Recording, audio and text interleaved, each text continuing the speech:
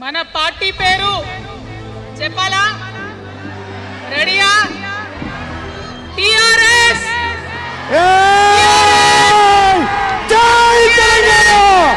నమస్తే, welcome to ABP దేశం. నేను ప్రదీప్. కల్వకుంట్ల కవిత తన సొంత పార్టీని ప్రారంభించారు.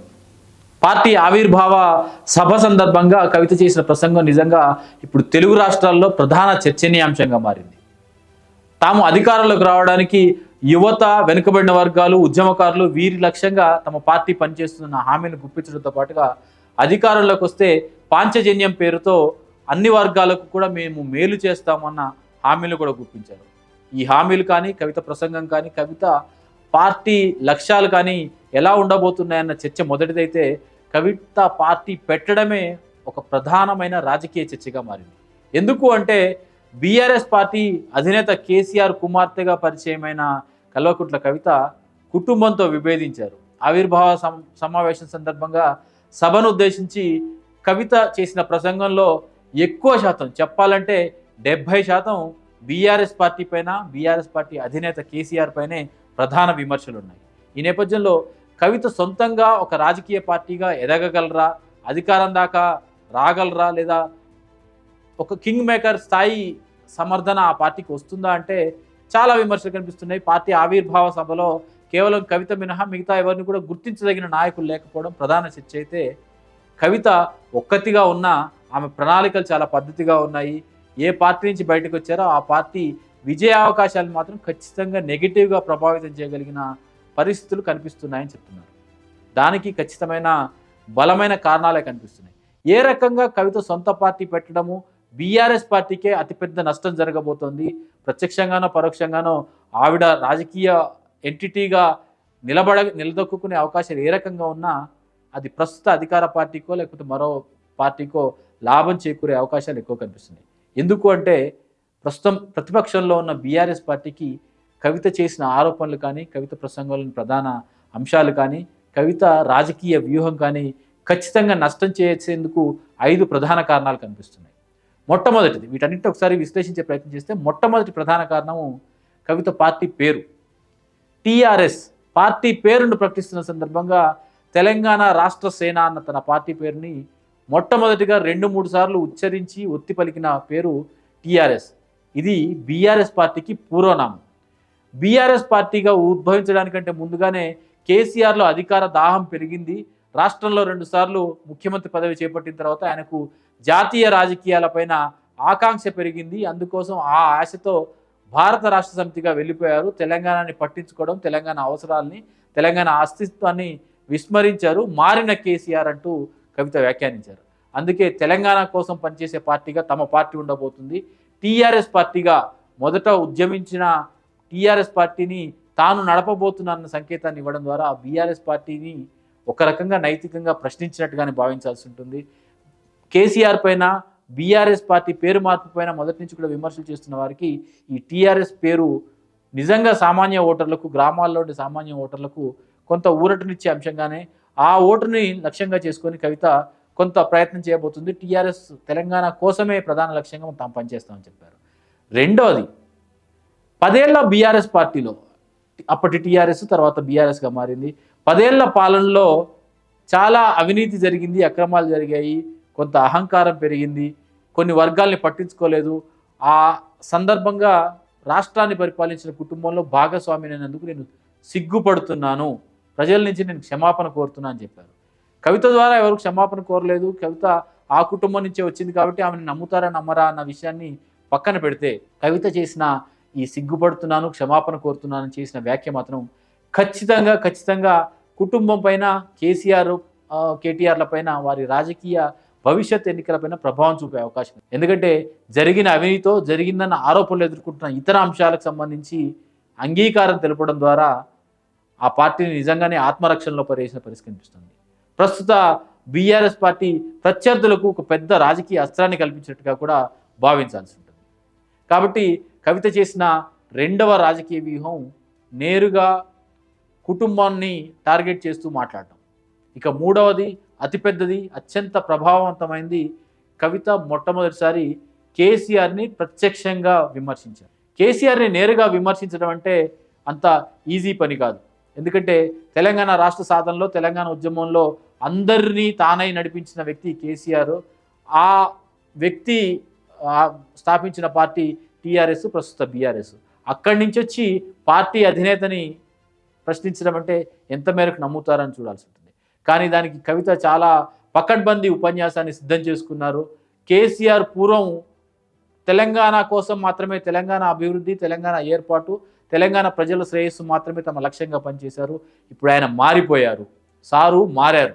ఇప్పుడు కేవలం అధికారం వచ్చిన తర్వాత ఆయనకు అధికారం కోసమే పనిచేస్తున్నారు. కేసీఆర్ పనితీరును పూర్తిగా ఆయన చుట్టూ ఉన్న కోటరీ ఆయన్ని ప్రభావితం చేస్తుంది. గుంటనక్కల చేతిలో కేసీఆర్ బందీ అయ్యారని చెప్పిన వ్యాఖ్య పట్టు చూస్తుంటే కనుక కేసీఆర్ చుట్టూ ఉన్న ఇతర కుటుంబ సభ్యులు కేటీఆర్, హరీష్ రావు, సంతోష్, ఇతర వ్యక్తుల అందరిపైన కూడా కవిత ఒక అనుమానాన్ని మరింత బలంగా చుట్టిపడేశారు. ఈ కారణంగా తెలంగాణ రాష్ట్ర సమితిగా ఉన్న బీఆర్ఎస్ ఇప్పుడు ఏ చర్య తీసుకున్నా సరే ఆ కుటుంబము, ఆ వ్యక్తుల మీద ఒకరికొకరికి అనుమానం క్రియేట్ చేయడము, ఇదంతా కూడా స్వార్థం కోసం కుటుంబం చేస్తున్న ఒక పార్టీగా అక్కడి నుంచి వచ్చిన కుటుంబ సభ్యురాలుగా కవిత చేసిన ఆరోపణ బీఆర్ఎస్ పార్టీకి నిజంగానే చాలా తీవ్రమైన నష్టాన్ని కలిగించే అంశంగా భావించాల్సిన అంశము.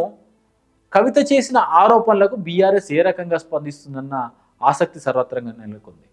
కవిత ఒక రకంగా ఇంత తీవ్రమైన దాడి చేస్తూ తన పార్టీ ఆవిర్భావ సభలో మాట్లాడుతుందని ఎవరు ఊహించలేదు. కానీ అదే జరిగింది. పార్టీకి సంబంధించి కొద్దిమంది మహిళా నాయకురాలు ప్రాథమికంగా స్పందిస్తూ చేసిన వ్యాఖ్యల్ని ప్రజలు విన్నప్పటికీ కూడా కేసీఆర్ ఏం చెప్తారు, కేసీఆర్ కేటీఆర్లో దీన్ని ఏ రకంగా ఎదుర్కొంటారన్న ఆసక్తి నెలకొంది.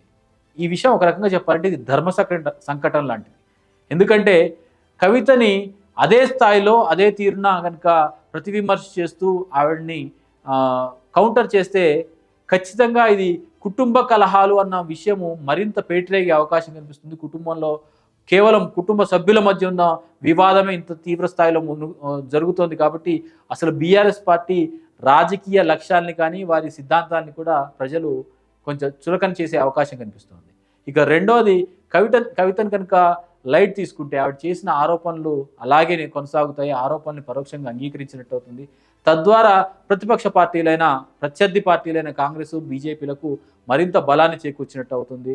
దానిపైన మరింత మాట్లాడుకోవడానికి, అవినీతి ఇతర ఆరోపణలపైన ఖచ్చితంగా కేసీఆర్ సమాధానం చెప్పాల్సిన పరిస్థితిని ఒకవైపు, సమాధానం చెప్తే ఈ మొత్తం అంతా కూడా ఇది కుటుంబం వ్యవహారంగా, కుటుంబ సభ్యుల మధ్య ఉన్న ఆస్తి తగాదాలుగా చూసే పరిస్థితి మరొక వైపు ఉంది. కాబట్టి కేసీఆర్కి లేదా బీఆర్ఎస్ పార్టీకి ఇది ఖచ్చితమైన ఒక పెద్ద ధర్మ సంకటంగానే భావించాల్సి ఉంటుంది. ఇక ఐదవది అతిపెద్దది ఏంటంటే ఎన్నికల సమయానికల్లా కవిత పార్టీ మరింత చర్చనీయాంశంగా మారే అవకాశం కనిపిస్తూ ఉంది. ప్రస్తుతం రాష్ట్ర రాజకీయాల్లో ఉన్న అధికారంలో ఉన్న కాంగ్రెస్కి ఒకవైపు బీఆర్ఎస్ ప్రధాన ప్రత్యర్థిగా, తర్వాత స్థానంలో బీజేపీ ఉన్నప్పటికీ కూడా బీఆర్ఎస్ఏ మరోసారి అధికారంలోకి రాగలిగిన పొటెన్షియల్ పార్టీ అని చర్చ సాధారణంగా జరుగుతుంది. అటువంటి తరుణంలో బీఆర్ఎస్ పార్టీ పైన అనేక అనుమానాలు క్రియేట్ చేయడం ద్వారా తెలంగాణ సాధన కోసం తాము మాత్రమే ఉన్న ఒక ప్రత్యామ్నాయ ప్రయత్నాన్ని చేయడం ద్వారా ప్రతిపక్ష పార్టీలో చీలిక తీసుకురావడానికి ప్రయత్నం చేస్తుంది. కవిత ఎంత స్థాయిలో ఆ చీలిక తీసుకురాగలుగుతుంది అన్నది అందరికీ అనుమానమే. ఎందుకంటే ఆవిడ వెంట పెద్ద నాయకులు ఎవరూ లేరు. కానీ ఆవిడ లేవనెత్తిన అంశాలు కానీ, లేకపోతే ఎన్నికల సమయానికల్లా ఏ పార్టీ కూడా తమ పార్టీ నుంచి టికెట్ ఆశించే ప్రతి ఒక్కరికి కూడా టికెట్ ఇవ్వలేదు. ఉద్యమకారుల కోసం మేము పూర్తి స్థాయి అవకాశాలు కల్పిస్తాము, ఉద్యమకారుల కుటుంబాలను ఆదుకుంటాము, వారికి సరైన స్థాయిలో గుర్తింపు తెస్తామని చెప్పారు. కాబట్టి ఇప్పటివరకు బీఆర్ఎస్ పార్టీలో ఉండి ఉద్యమకారులుగా చెప్పుకుంటున్న వారు, టికెట్ ఆశిస్తున్న వారికి కవిత పార్టీ టీఆర్ఎస్ కొత్త ప్రత్యామ్నాయ వేదిక కావడానికి అవకాశం ఉంటుంది. దానికి తోడు ప్రస్తుతం సామాజిక వర్గాల పరంగా బీఆర్ఎస్ పార్టీ అన్ని సామాజిక వర్గాలకు న్యాయం చేయలేదు, మేము అందరికీ న్యాయం చేయగలుగుతామని, లేకపోతే ఏ వెల్ఫేర్ అయితే ప్రధాన లక్ష్యంగా బీఆర్ఎస్ పార్టీ 10 సంవత్సరాల పరిపాలన కొనసాగించిందో, లేదా తరువాత ఎన్నికల్లో ప్రధాన లక్ష్యంగా ఎన్నికల హామీలు ఇవ్వబోతుందో వాటన్నింటినీ మించిన స్థాయి హామీల్ని కవిత ఒక్కసారిగా ఇచ్చింది.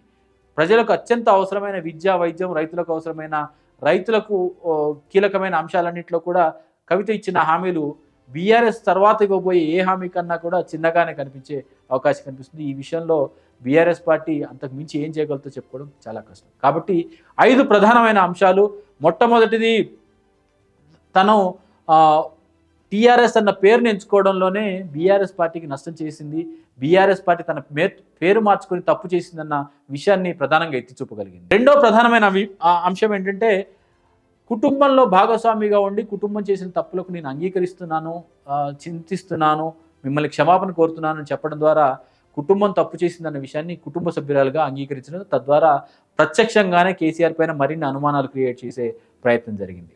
మూడవది అతిపెద్దది, కేసీఆర్ మారిపోయారు, కేసీఆర్ ముందున్న కేసీఆర్ కాదు, కేవలం అధికారం కోసం కుటుంబంలో తన కొడుకు కోసం ప్రయత్నాలు చేస్తున్నారన్న విషయాన్ని కూడా చెప్పే ప్రయత్నం చేశారు. నాలుగవది, కవితని తిరిగి అదే స్థాయిలో ఎదురుదాడి చేయలేని పరిస్థితిని కవిత తీసుకొచ్చారు. ఒకవేళ ఎదురుదాడి చేస్తే కనుక బీఆర్ఎస్ విస్తృతమైన లక్ష్యం దెబ్బతినే అవకాశం కనిపిస్తుంది. ఇది కేవలం కుటుంబ సమస్యగా మాత్రమే మారే అవకాశం కనిపిస్తుంది. ఇక ఐదవది, ఎన్నికల సమయానికల్లా బీఆర్ఎస్ పార్టీ అందరినీ సంతృప్తిపరచలేదు.